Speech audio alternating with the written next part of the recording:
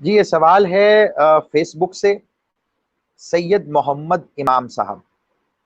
ان کا سوال ہے کہ جی حقیقی سید کون ہے؟ ہم جو نام کے ساتھ سید لگاتے ہیں اس کی حقیقت کیا ہے؟ جناب میرے بھائی سید محمد امام صاحب،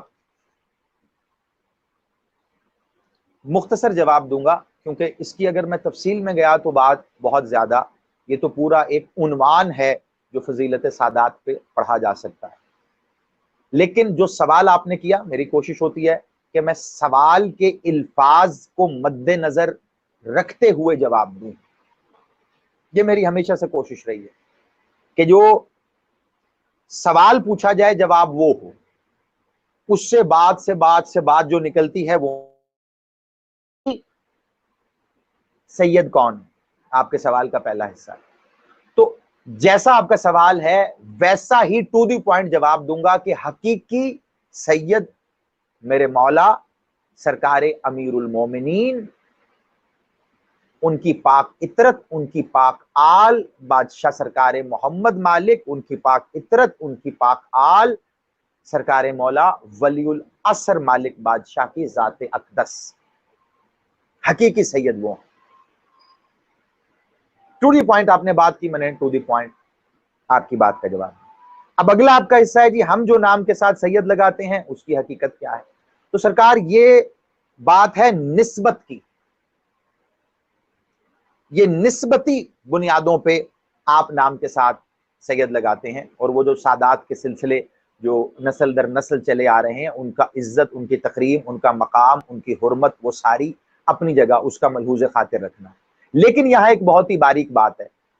جو سادات ہیں وہ کوئی بھی ہوں، زیدی ہوں، عابدی ہوں،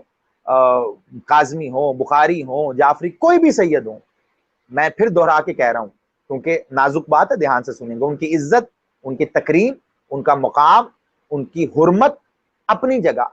لیکن اگر کوئی سید خود کو اس اعتبار سے سید کہتا ہے کہ میں ویسا یا وہ سید ہوں جیسے مولا ہیں، جیسا کہ میرے مالک نے کہا تھا لحم و قلمی دم و قدمی، میرے مالک کی جو حدیث ہے کہ یہ خون بادشاہ محمد کا خون ہے، یہ گوشت مالک محمد کا گوشت ہے، یہ جو کھال مالک بادشاہ محمد سے وابستہ ہے، ظاہری طور پہ جو بدن پہ جو سکن ہے. تو اگر کوئی اس تناظر میں بات کرتا ہے تو یقینی طور پہ وہ ظلم کر رہا ہے اپنے ساتھ. اس تناظر میں نہیں، یہ نسبتی سلسلے ہیں، یہ نسبت سے وابستہ رہیں گے. تو حقیقی سید میرے مالک کی ذات اقدس ہے، اور جو نام کے ساتھ سید لگاتے ہیں ان کی حقیقت یہ ہے کہ وہ نسبت سے سید ہیں. ان کی عزت، ان کی تکریم، ان کا مقام، ان کی حرمت آپ نے اس نسبت کی وجہ سے کرنی ہے، تبھی وہ قائم رہے گی، اور اس کا اجر و ثواب، منزلت بھی آپ کو اس نسبت کی وجہ سے ہی ملے گی. ٹھیک ہے، جو آپ کا سوال تھا میں نے اس کے ہی حدود کے اندر رہتے ہوئے اتنا ہی جواب دیا ہے. اور ساتھ میں اس میں اضافی طور پہ یہ کہہ رہا ہوں کہ اگر کوئی خود کو اس انداز میں سید کہے کہ جیسے مولا علی نے خود کو سرکار محمد سے منسوب کیا، یا مولا سید سجاد نے خود کو سرکار مولا محمد سے منسوب کیا لحم و قلمی حدیث والے معاملات میں، اگر کوئی اس انداز سے منسوب کر دے